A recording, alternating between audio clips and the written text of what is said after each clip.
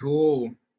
Okay, everybody. I'm sitting here with Bernard Robichaud. You guys have seen him in lots of stuff, but I think probably the most popular thing is Trailer Park Boys. Cyrus from Trailer Park Boys, which is really incredible. What's happening, Bernie? How are you? I'm doing good, man. I'm staying safe. I'm staying healthy. I'm hunkered down for the long haul. Aren't we all? Man, I know it's don't get me started, man. It's a little, it's crazy. It really is. Yeah, it is. I just got back from the grocery store for the first time in like 2 weeks, and luckily this time I didn't get attacked by, crazy old women, getting upset because I got within 10 feet of them. The last time, about 2 weeks ago, I was in the grocery store. My buddy and I were there, Petey, and we were almost attacked. At that time, we didn't have to wear the masks, and I wasn't wearing one, and I wasn't aware that they had made an announcement that day, and we got kicked out of the store because we weren't wearing masks. Yeah, they're not really enforcing that here in Carmel. They're,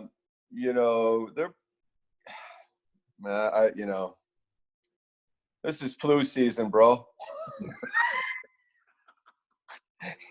Even if it's not COVID-19, it's still flu season in most parts of the world. So, I'm just, I don't know, man. I don't know what's going on. It just, to me, I get it. People want to be safer than sorrier, I guess. But when I look at the percentages reported, and there's lots of statistic out there on the rate of death. It's a little daunting that you close down the entire world for, I don't know, what is it, 175,000 deaths globally? Yeah. 98% chance of recovery from this virus. And right, 98% chance. So yeah, that sounds like something I've really got to wear that mask for, man. Yeah, I'm only wearing it because I don't want to get, shit from people when I go out. I know, I totally get it. But you can go to the Safeway here and nobody's really doing it. 50-50 kind of thing.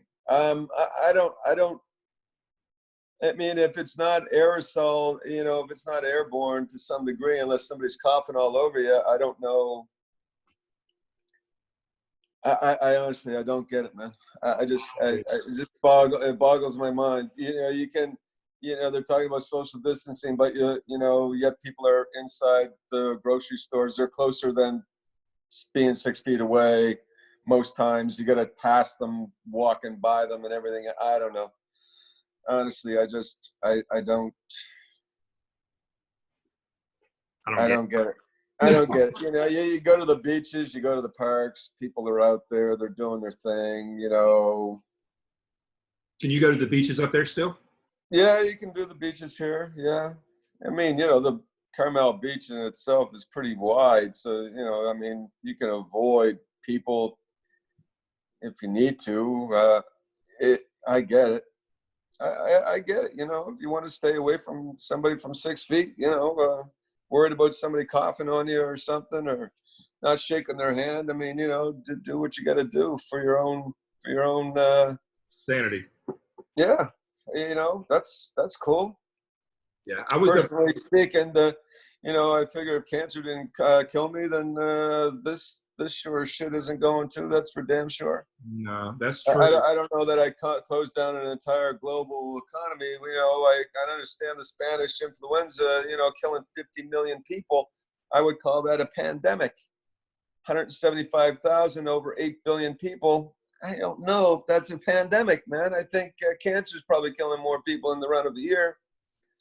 Yeah, I do too. I think there's the regular flu is killing as many, if not more. What's interesting, we're in flu season. They've got us all locked down. Well, there's an agenda. And, you know, we've got that many deaths, but we don't have the tests, so we can't really. So everybody that's dying with flu-like symptoms, let's just call it COVID-19. Shall we do that? You know, Right, right. Yeah. There's an agenda behind it, obviously. We never. I don't know what it is, man. You know, I mean, you hear a lot of stuff. You know, I don't know that I can discredit any of it. Yeah, you got to kind of take it with a grain of salt. Some of it, you know, some of it I believe. Some of it is like, okay, that's too much. But you know, regardless. Yeah, there's no doubt. You know, I think that, you know, there's going to be people that will just, you know, take this COVID-19, you know, and have to do everything in order to, because they're just, that's who they are. And Right, right. I just can't live like that, man. I mean, you know, if it's my time, it's my time. I don't really want to live in isolation for the, you know, because I might catch a flu by somebody. I mean, you know, that's just the luck of the draw, I'm guessing. I mean, yeah, I don't want to live in fear. Maybe you're just not washing your hands enough. Maybe you're, you know, you just, I don't know. I don't know how, you know. Living in fear is not for me, you know. Living in fear is not for me either, brother. And but you know, there's a lot of people out there that would like to keep a lot of people in fear. Yes. Yes. And living that way. True. Just easier to control the masses, I would say. So. Yes, I agree with that completely, 100%. That's one of the ways. Yeah. So let's talk about, you know, I think it was a year or a couple years ago, you were diagnosed with prostate cancer. You had no idea. You were completely healthy. So tell me how that came about, basically.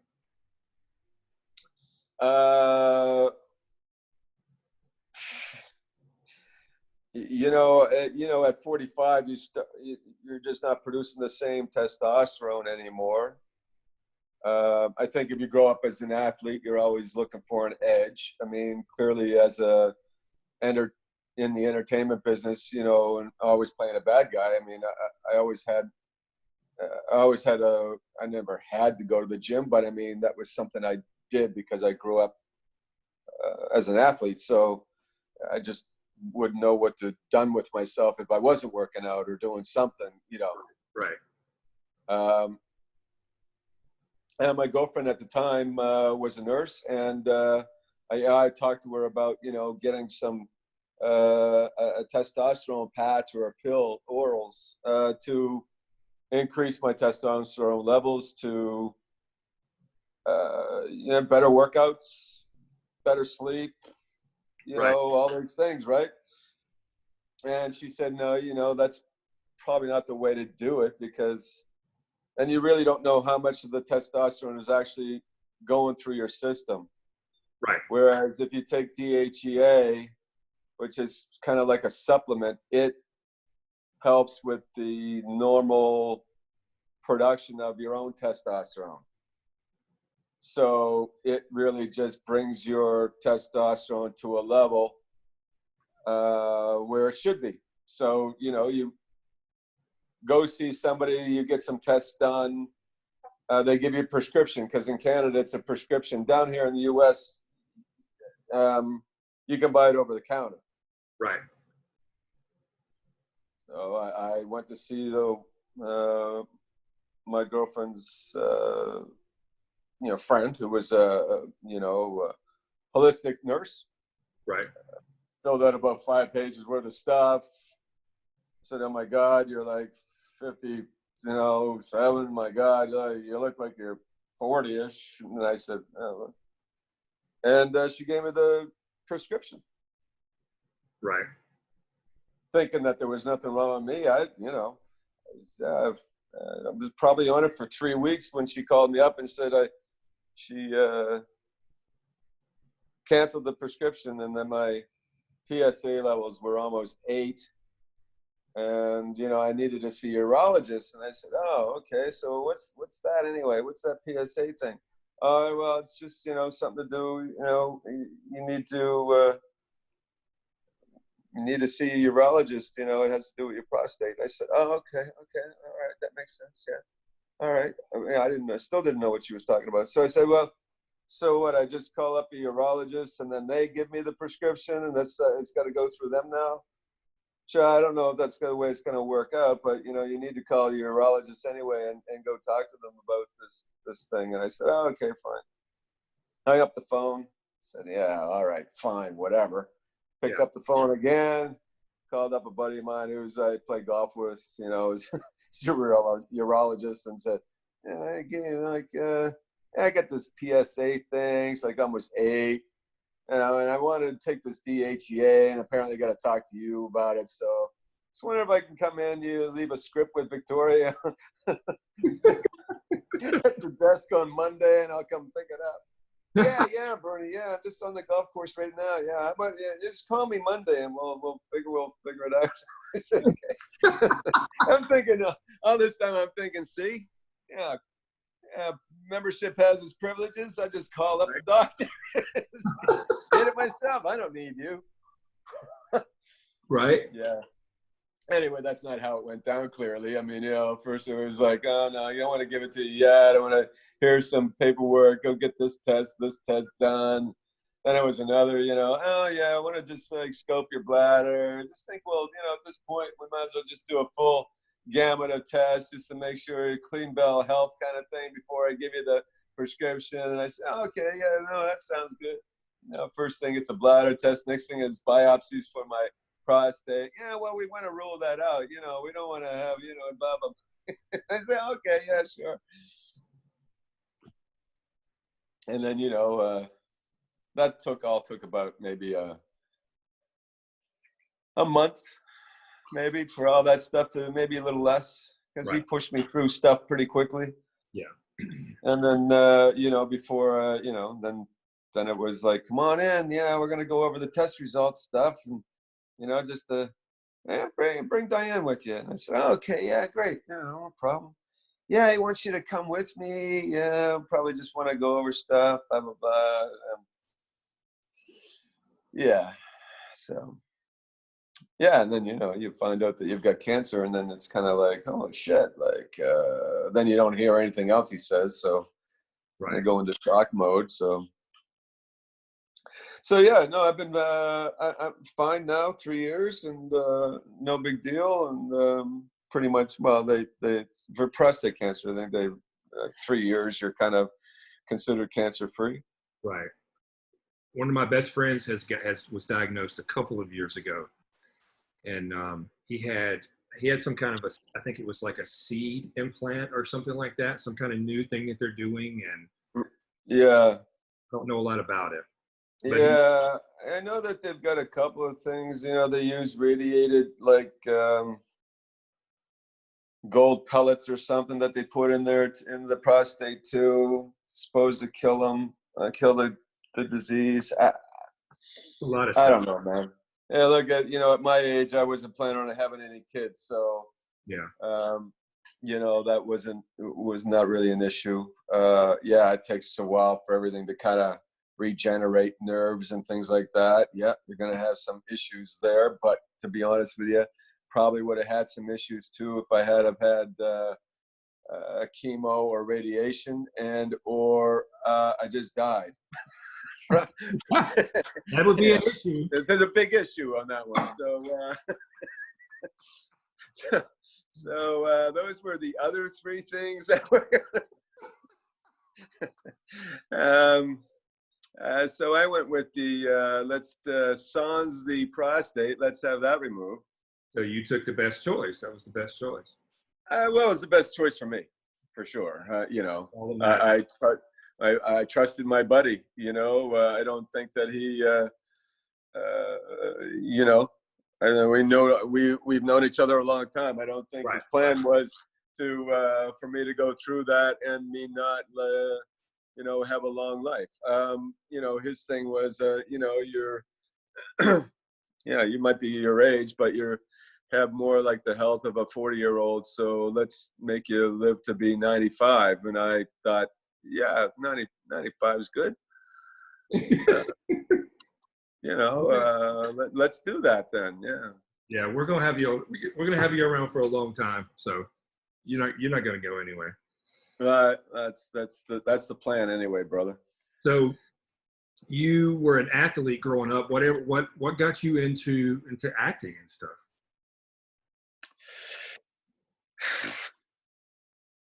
Lemony Snickets. Just you know, some unfortunate circumstances. You know, shitty childhood, abusive father. Um, yeah, alcoholic. Beat the shit out of me till I was 21. Fuck. When I was finally old enough to stand up to him. I you know, was getting in shit on the weekends at bars and just drinking too much. And, you know, a buddy of mine, I hit somebody one time and thought I killed him. And I hit him right in the temple when I knocked him out. And, yeah, but my best friend at the time said, you know, I was going to end up in prison if I didn't find an alternate way of expressing myself. And Wow. I had a couple years before, about a year or so before, I had gone to New York or Toronto as a print model, and came across an agent there who hired somebody that looked like my brother, and you know, was somebody I was interested in going with. And after you know, a couple-hour conversation, lunch, you know, asked me why told me that in her view I was missing my calling and I should be an actor. Thought about going into acting, and Right. I told her, yeah, me and 10 million other people in the state of New York, state of Los Angeles. So Yes. you know, you know, at that time, you know, yeah, I just thought it was ridiculous. I think everybody thinks like they want to be an actor or in the entertainment business. I mean, it's prominent out there if you're watching TV or film or the tabloids, or you know, it's always in your face. So you know, yeah, at that time, I mean, I had a hard enough time standing in front of a camera as a model. Certainly that was a lot easier than doing runway shows, which I always thought were a little bit retarded, you know, throwing on somebody's clothes and in a big hurry. I don't get to take any of them home, but now I got to strut down this T ramp here and do a couple of spins and walk. It's always seemed like, oh yeah, no, this is fun. The only fun part about that whole thing was that, you know, there were just a lot of good-looking women. I was gonna say beautiful women. Yeah, I mean, I didn't really have a problem with that part of the male model thing. Yeah, I'm sure. Yeah, no, it worked out well for me. You know, as hey, yeah, you know, a lot of my buddies were gay, and so there were a lot of women that weren't. So yeah, it was a good deal. Yeah. Yeah, so you know, that went on for a couple, you know, almost about a year and a half before I decided that, you know, my buddy convinced me to go back to university to try out for audition for theater school. You know, you know, I could have gone to university a whole lot sooner. You know, I turned down lots of opportunities to play basketball for other universities. I just didn't bother going. Right. Because I was just playing, I thought, a superior level of basketball already with guys that had already played. And for me, it just seemed like, why would I go spend all this money just to play basketball? I mean, I don't need to do that. So yeah, you know, I you know, the opportunity came along and I auditioned for, you know, theater school.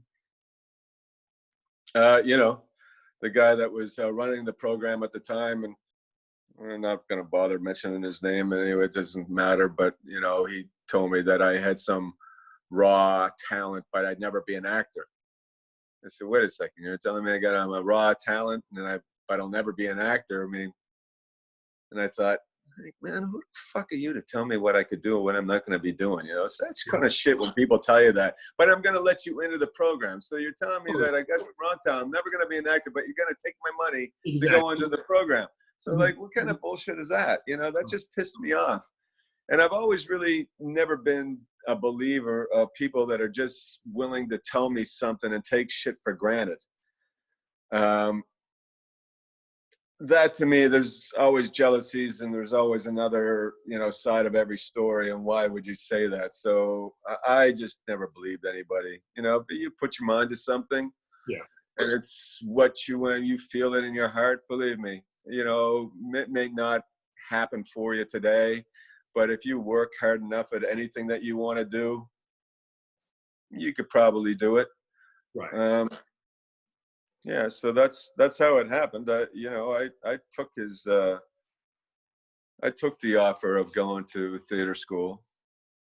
So you At did that time, John Dunsworth was my acting coach then, and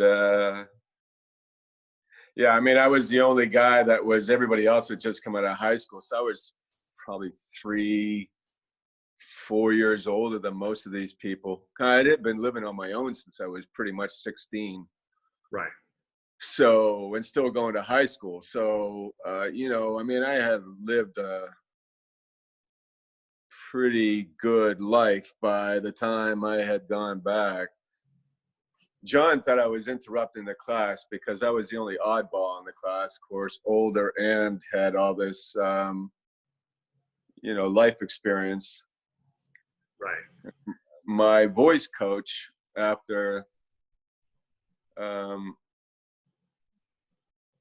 Dorothy Ward, she would teach at Stratford in the summertime, and she took me aside one day and thought that the university and the theater department had done me an injustice, that they should have put me in third year right away. And she, over, you know, the course of a few months, you know, I started taking lessons with her, probably 3 times a week. Right. And I did that for about 4 years over the course of time, because she convinced me to quit theater school to save my money. And she got me a job at the Neptune Theater, Equity Theater House, in the second stage program they had there. And so it was all the alternative theater productions, not the classical stuff, but the more modern contemporary plays that were being done there. And so I you know, got paid and learned as a AD, and read for some of the best actors in the country. So Right. yeah, I was working as professionally the year after I got out.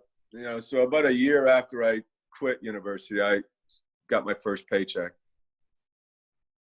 How did you like theater compared to television or movies?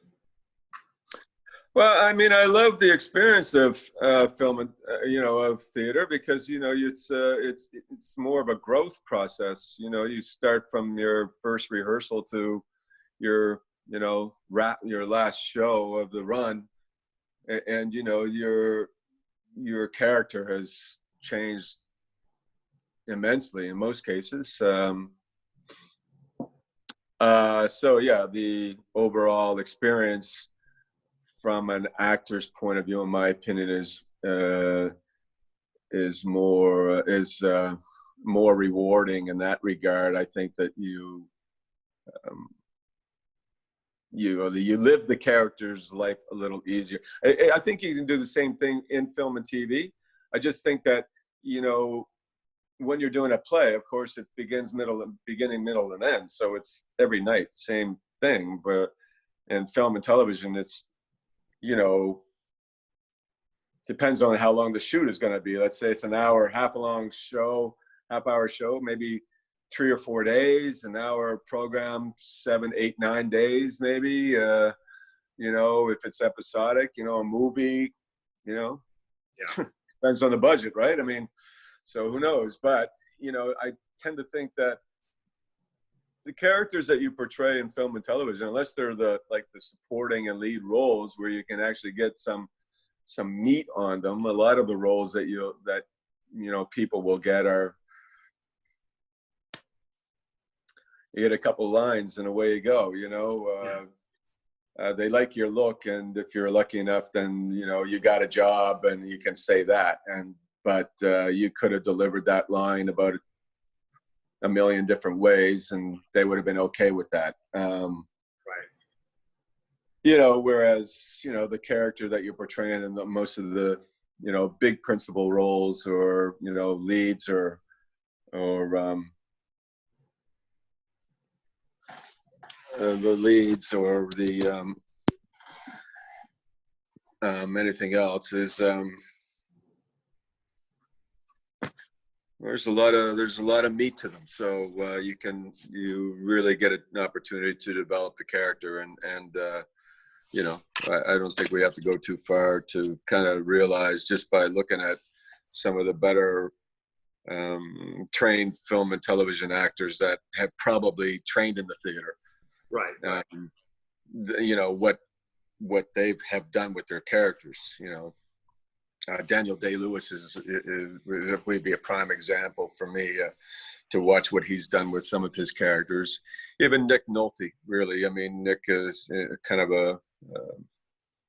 he's kind of a method actor. So, you look at his performances over the years, and I like to think that he's done some pretty incredible pieces. So himself. So.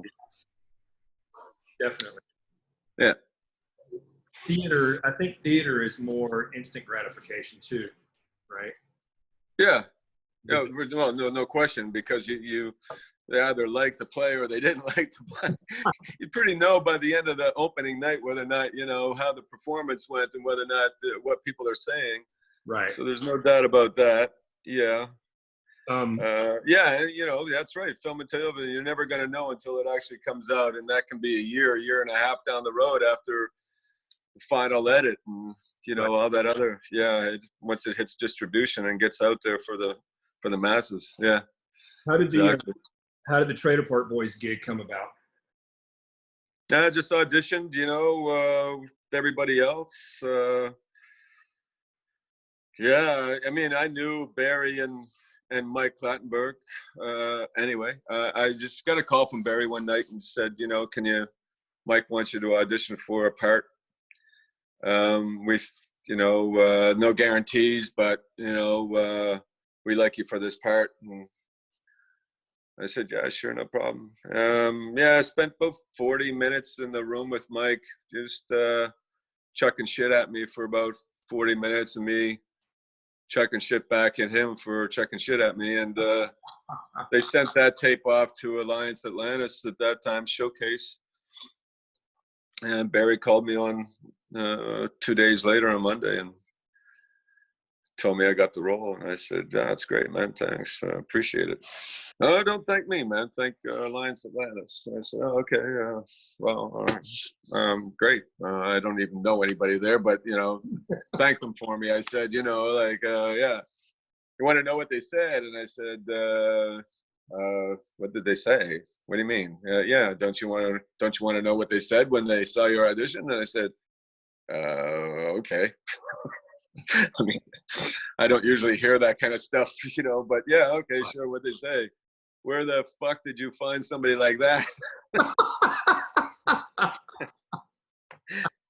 They had another actor in mind that they wanted to play Cyrus, and so kind of, once they saw that audition, apparently they just said, nah, that would be an injustice to the character. We got a guy like that taking place. Play that character. That was kind of nice, I never really thought anything of it, Yeah. You grow up in that neighborhood, and kind of the way I grew up, I never really.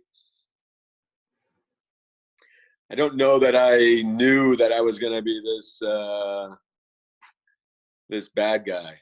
That 20 years later, people still say,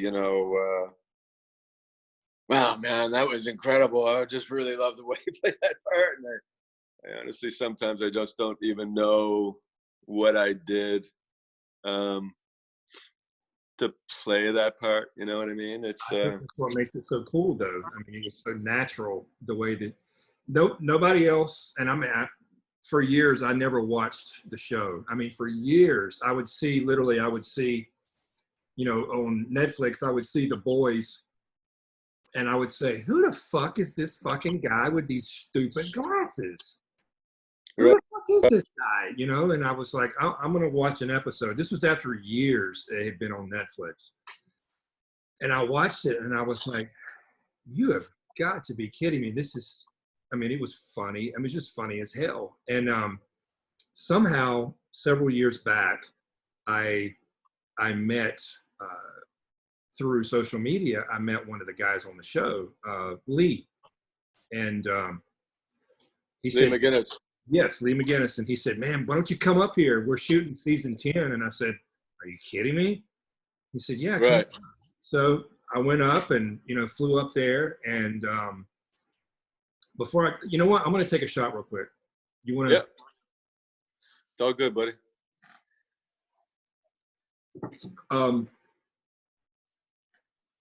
So we go to, it was the last 2 days of filming.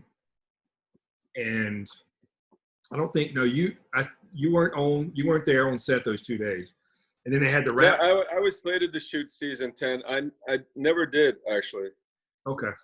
Yeah, but that's okay. I mean, yeah, I had the scripts for season 10. They just ended up changing the scripts at the last minute, or for whatever reason. That's that's the way it works. It changed a lot.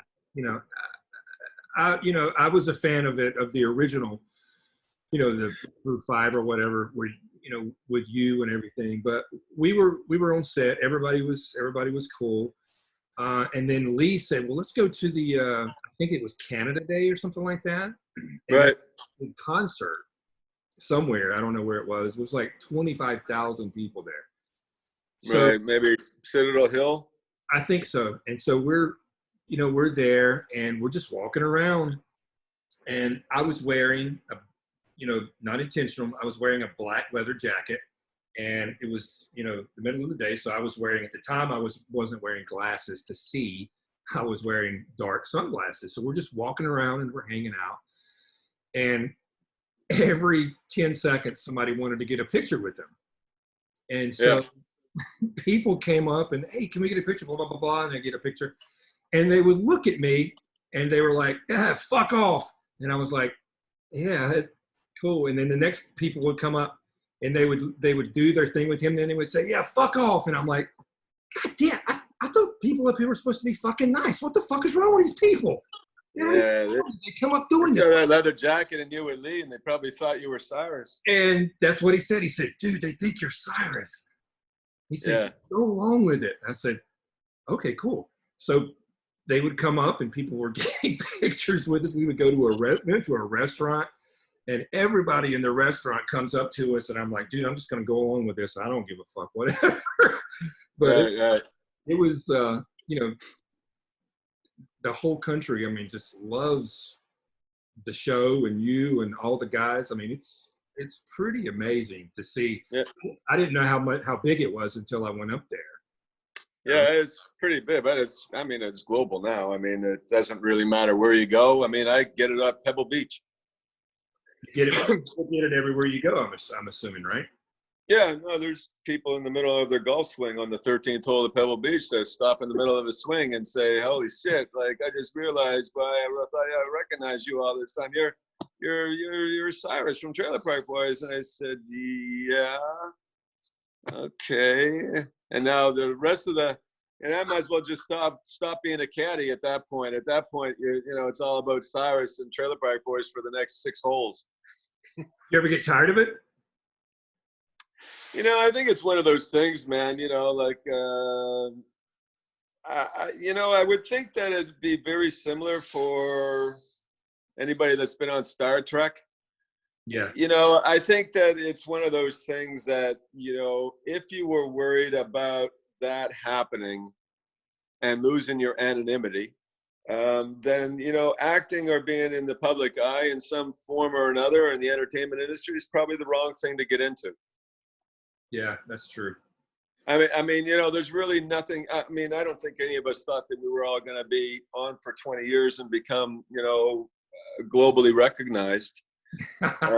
We were just happy to do a season 1, and then happy to do season 2, and then, you know, couldn't believe we were doing even season 3. So, you know, for any of that stuff, to be honest with you, no,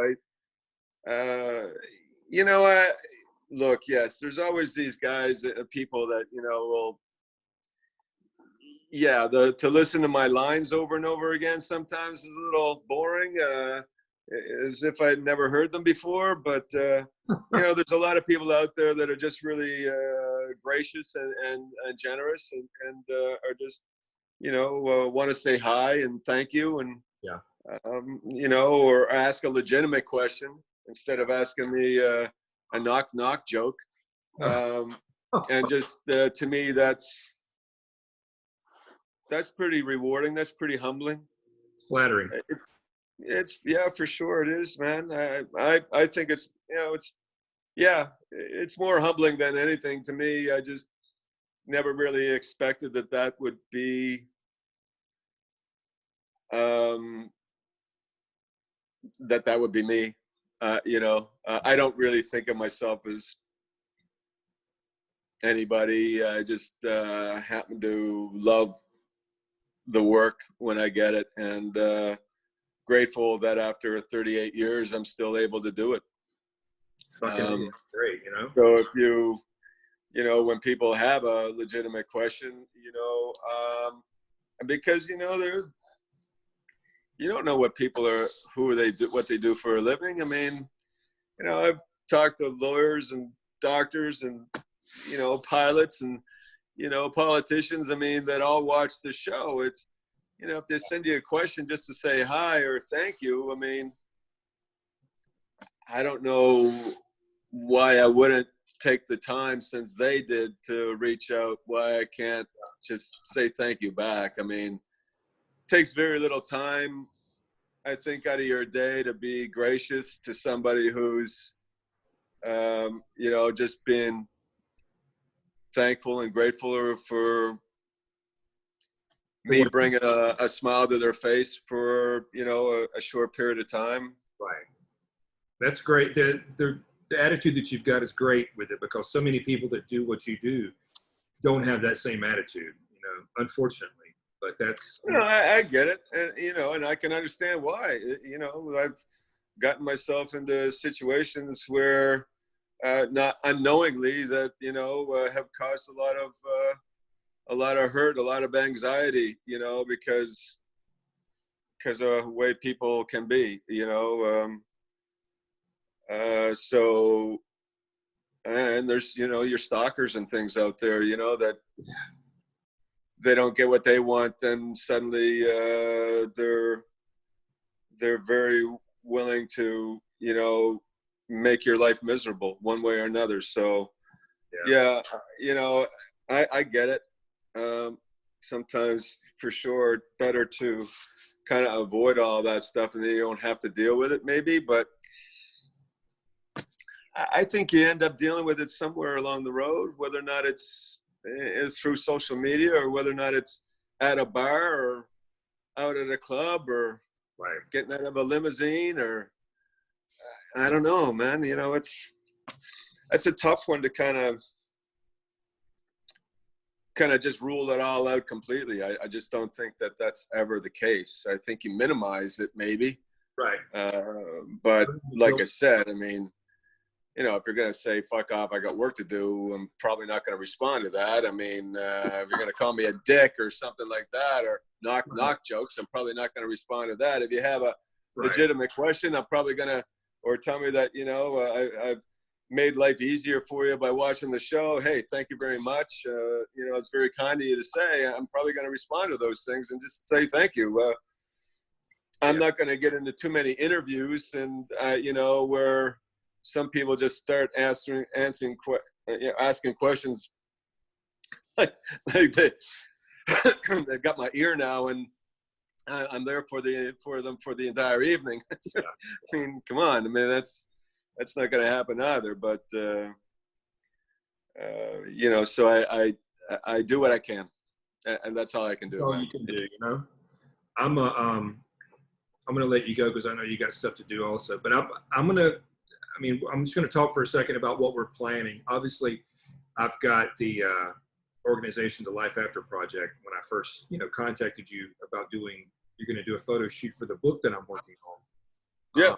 We spread awareness to suicide prevention, substance abuse, and domestic abuse. So I'm working on a tabletop book project to do that's full of that's consists of celebrities that are advocates. Sometimes some of the people that are involved have had personal issues with situations with these things.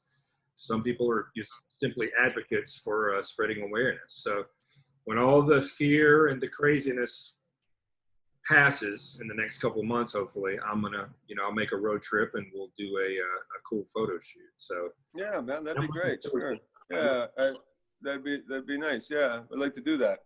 I'm looking forward to getting out of this town for a little while. I got to tell you, brother. I'm sure there's 8 billion people on the planet are looking forward to at least moving outside of their own backyard. I know it. If nothing else, just let me go outside and roam around the backyard, maybe hop a fence or something. I don't know, chase a dog.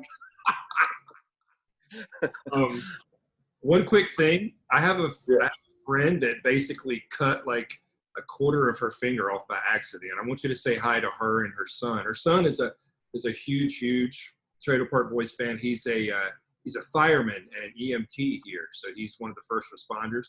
But her name cool. Her name is Ashley, and his name is Zeb, Z-E-B. Very cool name.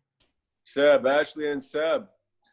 All right. Well, sorry about your finger, Ashley. Try to keep it away from knives, sharp objects. That's kind of what something to think about in the future. Fortunately, you've still got 9 left. Yeah, she's got 9 3/4, but I mean, I think it was, and she's start with the toes. She's a little red on the neck, so she's kind of like she probably lives in a trailer park here, Yeah. She may have stuck it like in a meat grinder. I don't know what it was. I don't even know, man. I don't know. It's too bad that's happened. I'm sure that was kind of painful, but she's still alive. The virus didn't get her. And Seb, well, front line kind of guy, man. My hat goes off to him. Yeah. Well, cool, brother. Well, I'll see you hopefully within the next month or so. So all right, sounds good. We have to just do it undercover and do it guerrilla style, and I'll just go up and they'll never know that I'm there. We'll figure it out. We'll make it happen. We'll figure it out, bro. Well, it's all good. All right, brother. Thanks a lot for taking the time. Hey, my pleasure, buddy. Anytime, you know that. All right, man. I will see you very soon, okay? All right, bro. Peace. Okay. Rock and roll.